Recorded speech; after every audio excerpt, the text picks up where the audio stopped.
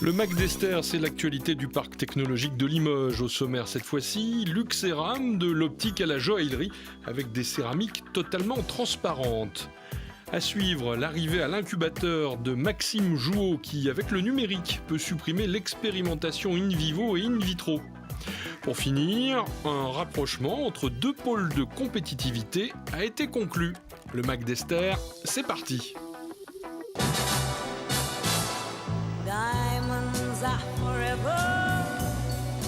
Les pierres précieuses vont devoir affronter une nouvelle concurrence, la céramique transparente et colorée à la demande de Luxeram, un brevet unique au monde. En fait, les céramiques transparentes, pour moi, c'est une histoire qui a commencé il y a 18 ans maintenant, lorsque j'ai fini ma thèse à l'École centrale à Paris. J'ai développé ce matériau pour des applications optiques, pour remplacer les monocristaux qu'il y a dans les cavités laser par des céramiques. Pendant les 10 ans que j'ai travaillé dans ce domaine-là, les principales personnes qui venaient me voir dans la société où je travaillais, c'était des gens issus des grandes marques de luxe. Le diamant de céramique est une innovation fruit d'une technologie précise et exigeante. Donc là, ce qu'on voit à l'écran, ce sont ce qu'on appelle des grains. Une céramique est une structure qui est composée d'une multitude de microcristaux. Ici, chaque grain délimité par une bordure noire est un microcristal et chaque microcristal fait à peu près 10 microns. La couleur, c'est quelque chose de relativement complexe à maîtriser. Tout joue. Ce qu'il faut savoir dans une céramique transparente, dans un procédé de fabrication de la céramique transparente, tout joue de la poudre jusqu'à la cuisson finale. Tous les paramètres qui interviennent du début du procédé jusqu'à la fin jouent sur les propriétés finales de la céramique. Donc la couleur est déterminée par la formulation initiale, mais elle est aussi déterminée par le mode de cuisson, par le cycle de cuisson. La transparence, pareil, est déterminée par l'ensemble des étapes du procédé. Et si à une étape, on a quelque chose qui n'est pas maîtrisé, la céramique ne sera pas transparente. Donc on a finalement un ensemble de propriétés uniques qu'on ne trouve nulle part ailleurs, avec d'autres matériaux transparents.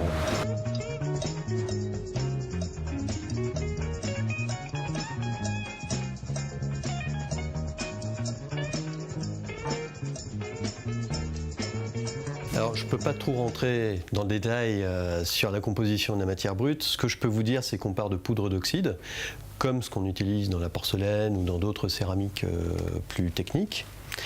Et ces poudres vont être d'abord pesées, puis mélangées.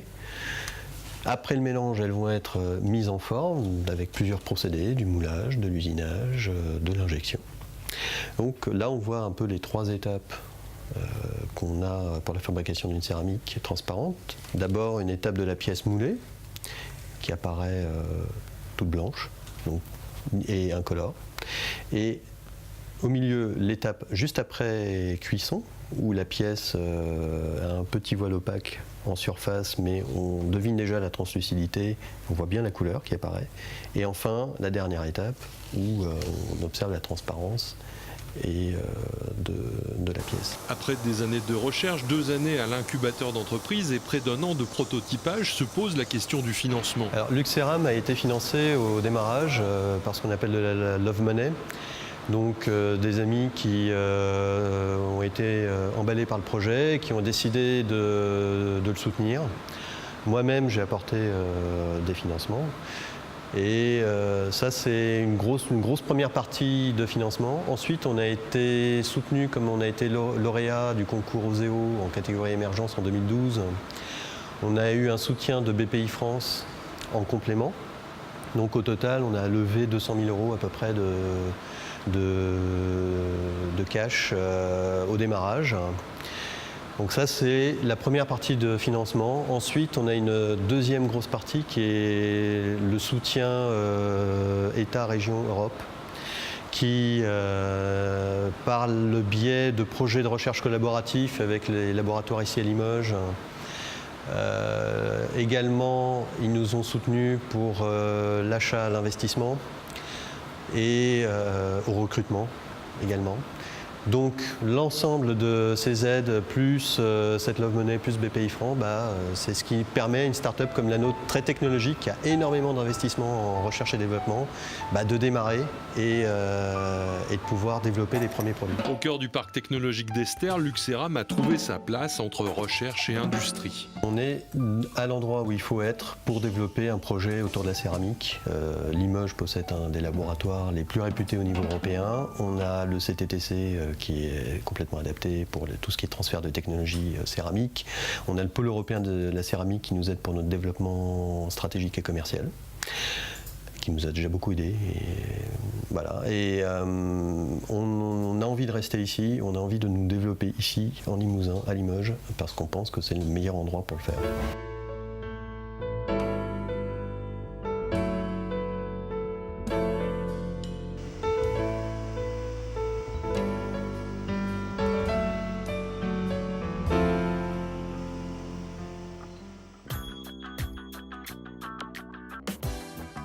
L'incubateur de l'Agence pour la valorisation de la recherche universitaire du Limousin accueille un nouvel arrivant. Notre cœur de métier, c'est d'abord de la prestation de services. On s'adressera prioritairement aux sociétés agroalimentaires, cosmétiques ou pharmaceutiques. Le but est de remplacer par de la modélisation informatique, ce qu'on fait actuellement sur des cellules ou des animaux. On va faire des tests d'interaction de molécules informatiquement. Vous êtes une société cosmétique et vous voulez faire une crème rajeunissante par exemple, et pour ça vous avez besoin de molécules dites antioxydantes. Et bien, avec nos méthodes, on est capable de déterminer dans une liste de molécules que vous pourriez nous fournir laquelle va être la plus antioxydante, et on va pouvoir les classer par ordre de propriété antioxydante. En plus, on est capable de mettre en évidence des phénomènes de synergie. Par exemple, vous ajoutez une molécule A et une molécule B. Elles sont toutes les deux antioxydantes, mais quand vous les mettez ensemble, vous avez un phénomène accru d'antioxydation. Pour ça, on utilise des algorithmes de chimie théorique. En fait, on est capable informatiquement de prédire la position d'un atome par rapport à un autre atome en connaissant tous les champs de force et les interactions qu'il va y avoir dans les conditions données. Et maintenant, avec la puissance de calcul dont nous disposons, on est capable de modéliser des milliers d'atomes ensemble et donc de connaître leur comportement. Et le gros avantage qu'on va avoir aussi, c'est qu'on va connaître le comportement de l'atome donné en fonction du temps, donc savoir comment va évoluer la structure des différentes molécules au cours du temps. J'ai fait un doctorat de neurosciences à l'université de Limoges.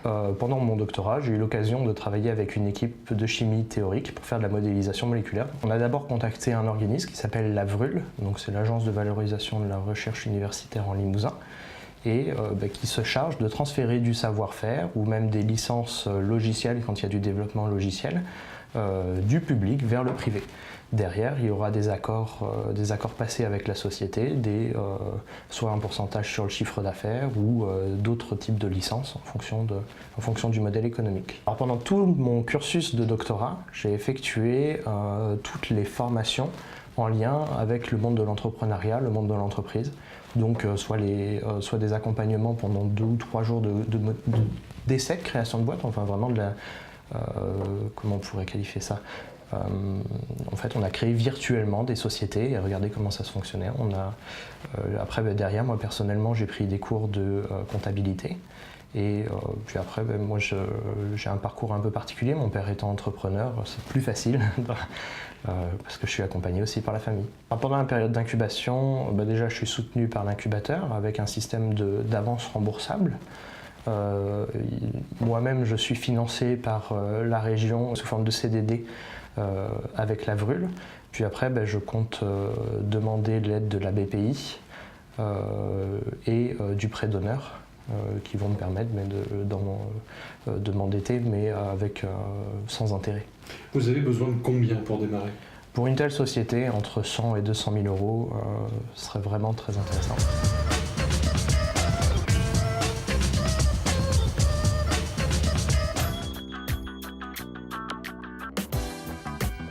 Deux pôles de compétitivité se sont unis pour le meilleur et le meilleur, le pôle céramique et le pôle alpha RLH qui concerne l'électronique, les lasers, la photonique et les hyperfréquences en particulier. On a déjà bien sûr travaillé ensemble sur notamment de la labellisation commune de projets entre le pôle alpha RLH et le pôle européen de la céramique. L'objectif étant ici d'accroître ces synergies évidemment. Il se trouve que les matériaux céramiques ont des propriétés assez remarquables, déjà d'un point de vue mécanique, puisque c'est des matériaux tout à fait destinés à des applications notamment en aéronautique et aérospatiale, très bonne tenue en température notamment.